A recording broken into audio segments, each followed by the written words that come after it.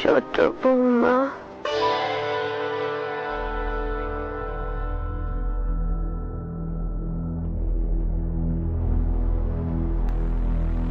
মা, ও মা, মা কি হয়েছে বলুন? আমার গঙ্গা যাত্রার কি ব্যবস্থা করলে মা?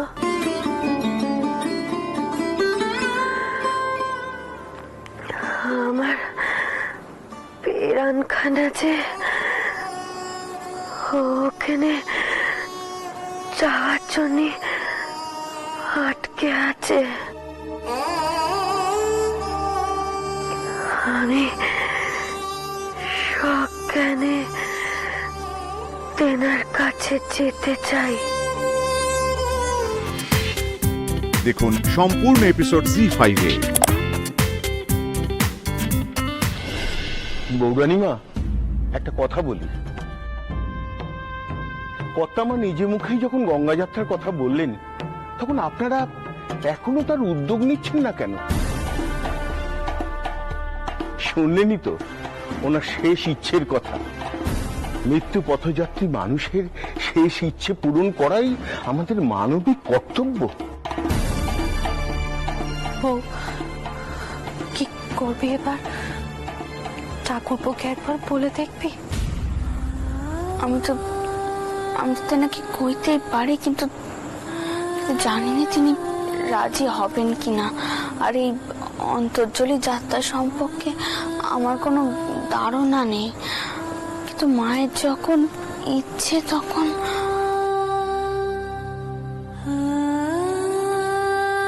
আর দ্বিধা করবেন না বৌরানীমা।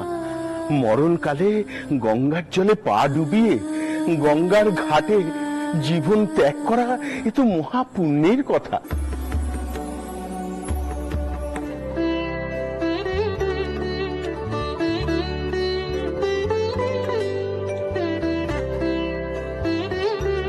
দিদি, যাক, তবু ভালো তোরা এলি। এদিক পানে তো কেউ আসছেই না।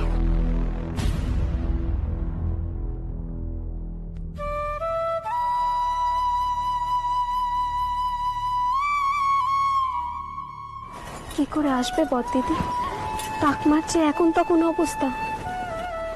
সবই আমার কপাল রে কুমারী। কোথায় ভাবলাম ব্যাটা হয়েছে, বাড়িতে একটু ওই উল্লোড় হবে, 10টা নোক খাওয়ানো হবে। এখন তো দেখছি সবকিছুই আর করা যাবে না। বাড়ির এমন অবস্থার মধ্যে বাবা মশাইকেই বা কই কি করে বলো? না না কুমারী, আমি তোকে কিছু কইতে কইছি নে। আসলে কি বলতো, সবই আমার ভাগ্যের দোষ। বাবা মশাই প্রথমবার তার নাতির মুখ দেখলে, কিন্তু কিছু দানই করলেন না। তুমি এত ব্যস্ত হই না গো বড়দিদি, সব হবে, আর বেশ বড় করেই হবে। তখন আমরা বাবা মশাইকে বলবো, আগে ঠাকমাকে একটু সামনে উঠতে দাও। ঠাকমা কি আর সামলে উঠবে? মনে তো হয়নি। এই তো শুনলুম জি চাকররা বলা বলি করছে, কোবরেজ নাকি জবাব দিয়ে গেছে। তবু তো আমরা আশা রাখছি। তিনি আর মেয়ের জামাই দাদা গেছেন সেই ভাটপাড়ায় এক মস্ত কোবরেজকে আনতে। তিনি নাকি সাক্ষাৎ ধন্বন্তরী। প্রথম পুতের মুখ দেখবে না তা কি হয়? ঠাকমা ঠিক সব সামাল দিয়ে দেবে, দেখো সব ঠিক হয়ে যাবে।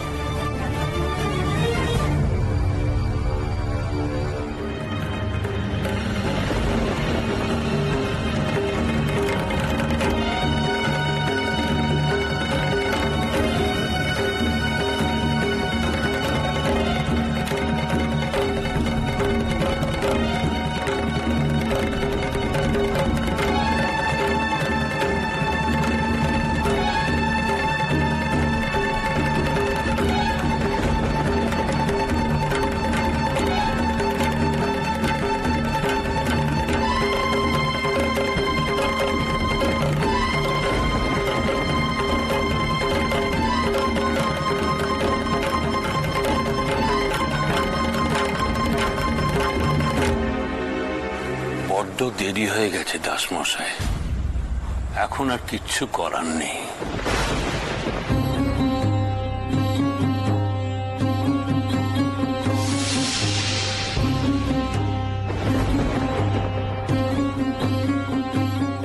ওনার শরীরে মৃত্যুর চিহ্ন স্পষ্ট।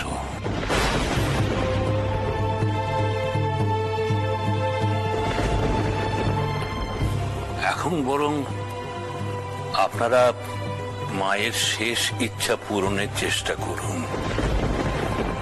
যাকে সংবাদ পাঠানোর পাঠান, স্বয়ং ভগবান ছাড়া আপনার মাকে এখন আর কেউ বাঁচাতে পারবেন না।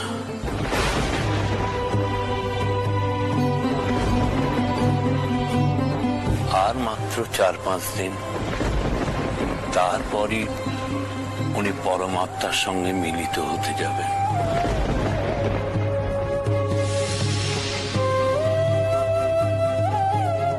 দোষ নেবেন না দাসমশাই, আমি কবিরাজ, চিকিৎসা করা আমার কর্তব্য।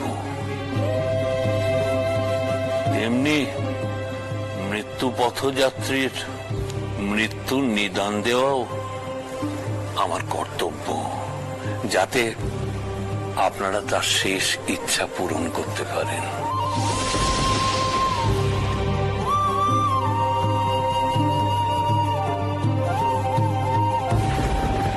শেষ ইচ্ছে?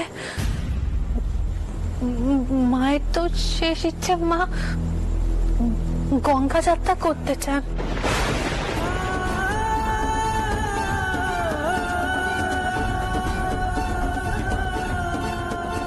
তাই যদি হয় তাহলে আমি বলবো আপনারা সেই গঙ্গা যাত্রারই ব্যবস্থা করুন।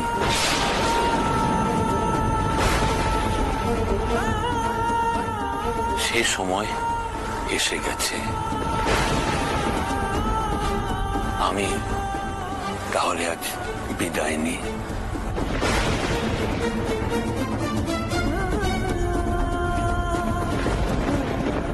আসুন, আমি আপনাকে ঘোড়াগাড়ি পর্যন্ত এগিয়ে দিই।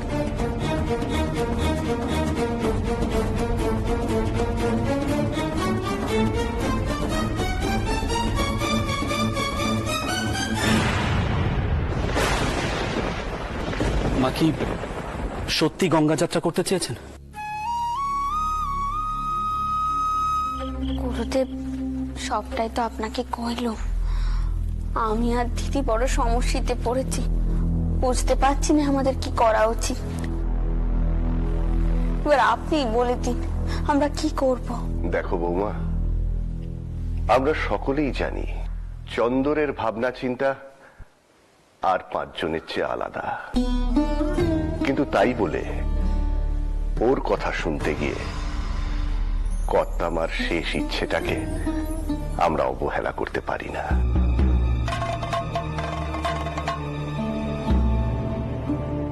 আমাদের শাস্ত্রে মা গঙ্গাকে পতিত উদ্ধারিণী বলা হয়েছে।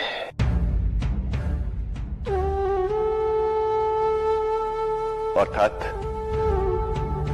মানুষের ইহজীবনের সব কর্মফল, সব পাপ তিনি তার নিজের জলে ধুয়ে দেন।